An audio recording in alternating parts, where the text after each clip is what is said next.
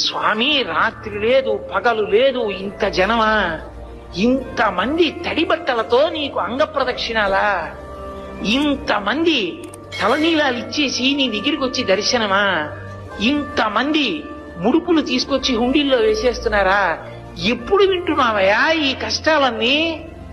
కళ్ళందుకే ఇలా నామాలు పెట్టేసుకుని నిద్రాముద్రాం నిఖిల జగతి రక్షణే జాగరూకం అని దక్షిణాయనంలో పడుకున్నవాడు ఆంతరంగంలోకి చూసినట్టు వచ్చే వాళ్ళ మనస్సులు చూస్తాడు. వ్యాసుడు అందుకే ఓ మాట అన్నాడు, వెంకటాచల క్షేత్రంలో వెంకటేశ్వర స్వామి వారి ముఖమండలం బహుప్రసన్నంగా ఉంటుంది. ఒక్కొక్క రోజున ఎంతో సంతోషంగా ఉంటుంది. అర్థం ఏమిటో తెలుసా? కొండ మీదకి ఎవరో ధార్మికులు వచ్చారని గుర్తు. ధర్మమునందు విశేషమైన అనురక్తి ఉన్న వాళ్ళు కొండ మీదకి వచ్చారనుకోండి, ఆ రోజు మురిసిపోతాట, రే ఒక్కడు వచ్చాడు రా.